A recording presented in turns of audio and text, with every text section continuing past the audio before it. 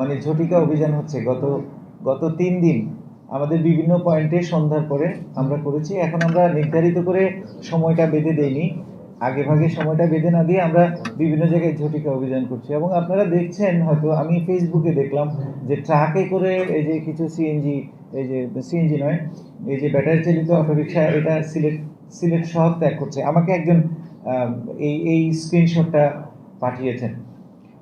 তো এখানে আসলে একটা জিনিস হলো কি, যে একটা কাজ, পুলিশের একটা কাজগুলোই এরকম যে আমি যখন একটা কাজ করতে যাব তখন কিছু লোক হয়তো অসুবিধার সম্মুখীন হবেন, ক্ষতির সম্মুখীন হবেন, তাদের কাছ থেকে রেজিস্ট্যান্স আসবে, এইটাই স্বাভাবিক। এই চ্যালেঞ্জটা মাথায় রেখেই আমরা কাজ করব। আমরা ইনশাল্লাহ থামবো না। এবং এই উদ্যোগ, এটা যেটা আমরা করেছি, এটা নগরবাসীর চাওয়া, এইটা আমরা চালিয়ে যাব। চ্যালেঞ্জগুলো সাময়িক এবং এগুলো আমরা অতিক্রম করবো ইনশাল্লাহ। আমরা রিক্সা গ্যারেজগুলো তো অভিযান দিয়ে, কিন্তু যারা বিদ্যুৎ দিচ্ছে বিশাল বিশাল, বিশেষ করে আমাদের 25 নম্বর ওয়ার্ডে অনেকগুলো আছে বিদ্যুৎ যারা দিচ্ছে,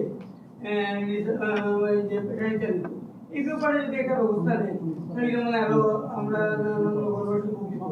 এটা অবশ্যই ব্যবস্থা নেওয়া হবে। এটা এগুলো আমরা কাজকর্ম শুরু করেছি, এগুলো আমাদের চলতে থাকবে। তবে আমাদের জনবল বলেন বা অন্যান্য যে বিভিন্ন ধরনের যে সমস্যাগুলো আছে, এগুলোকে তো আসলে মোকাবেলা করেই এগিয়ে যেতে হবে। এগুলো চলবে। এবং আমরা যেটা বলেছি নিরাপদ নগর করব, আমরা মানে সেই অবস্থানে এখনো আছি।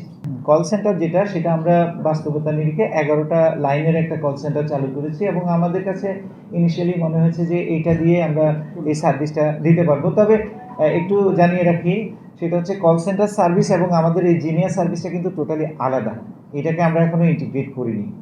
আপনাকে ধন্যবাদ, এটা চমৎকার একটা প্রস্তাবনা। আমরা চেষ্টা করব এবং আপনাদের মাধ্যমেও বলছি, আমাদের যারা জ্ঞানী গুণীজন আছেন, যারা বিভিন্ন ক্ষেত্রে প্রতিষ্ঠিত লোকজন, যাদের কথাকে গুরুত্ব দিয়ে শোনে, যারা ফেসবুক এবং ইউটিউবে যারা ব্লগার আছেন, তারাও চাইলে এই ক্যাম্পেইনটা করতে পারেন। যেহেতু এটা একটা সেবামূলক কাজ, আমাদের মনে হয় যে আমাদের নীতিগত অবস্থান থেকে আমরা নাগরিক হিসেবে এটার ক্যাম্পেইনের জন্য বা এটার ব্র্যান্ডিং এর জন্য, এটার বহুল প্রচারের জন্য আমরা কাজ করতে পারি। এটার ব্র্যান্ডিং এবং অ্যাওয়ারনেসের বিষয়ে আমরা যেটা বলছি, আমরা প্রায় 1 লক্ষ আমরা তৈরি করেছি, লিফলেট তৈরি করেছি এবং এই লিফলেটগুলো বিতরণের কাজ শুরু হবে। মহানগরে আমাদের 150টা পয়েন্টে ব্যানার লাগানো হবে কয়েকদিনের মধ্যে। স্কুল কলেজে আমরা এটা বিতরণ করব, মসজিদে বিতরণ করব আগামী শুক্রবার নামাজের পরে, জুম্মার নামাজের পরে। তারপর হচ্ছে জনসমাগম যেখানে হয় সেখানে আমরা এটা বিলি করব।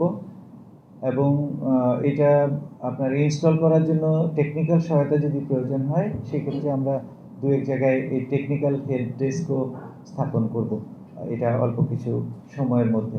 এটা ছাড়া ফেসবুক, ইউটিউব, ইনস্টাগ্রাম, এক্স এবং টিকটক, এগুলোতেও আমাদের ব্র্যান্ডিং ক্যাম্পেইন চলতে থাকবে। মামলা দিতে যাচ্ছেন, এটা তো আমরা এজাহার বলি, এটা প্রকৃত অর্থে এজাহারকে আমাদের আইনের ভাষায় হচ্ছে ফার্স্ট ইনফরমেশন রিপোর্ট। এই রিপোর্টটা হচ্ছে সরকারের একটা নির্ধারিত ফর্ম আছে। আপনি যখন একটা অভিযোগ দিলেন, অর্থাৎ একটা দরখাস্ত যখন করলেন, সেই দরখাস্তের প্রয়োজনীয় ইনফরমেশনগুলো নিয়ে ফার্স্ট ইনফরমেশন রিপোর্টটা তৈরি করা হয়। তো আমাদের এখানে মামলা হওয়ার বিষয়ে যেটা বলছি, আপনার যে দরখাস্তটা বা যে অভিযোগটা, সেইটা আপনি ইনফরমেশনগুলো দিলে জিনিয়া অ্যাপ আপনার এই দরখাস্তটা তৈরি করে দেবে। তৈরি করে দেওয়ার পরে জিনিয়া আপনার কাছ থেকে আবার কনফার্মেশন চাবে যে এইটা ঠিক আছে কিনা। যদি আরও কিছু সংযোজন বা বিয়োজন করতে হয়, সেটা আপনি বলে দিবেন এবং সেটা সে সংশোধন করে যখন আপনার কথা মতো লেখা হবে, তখন আপনি ক্লিক দিয়ে কনফার্ম করার পরেই সেটা থানায় যাবে। থানায় যাওয়ার পরে স্বাভাবিক নিয়মে তখন বাকি কার্যক্রমগুলো হয়, যে এফআইআর করা, মামলার তদন্ত কর্মকর্তা নিয়োগ করা, অন্যান্য কাজগুলো স্বাভাবিক গতিতে চলতে থাকবে। দৈনিক বাংলাদেশ মিডিয়া, সত্যের সন্ধানে সারাক্ষণ।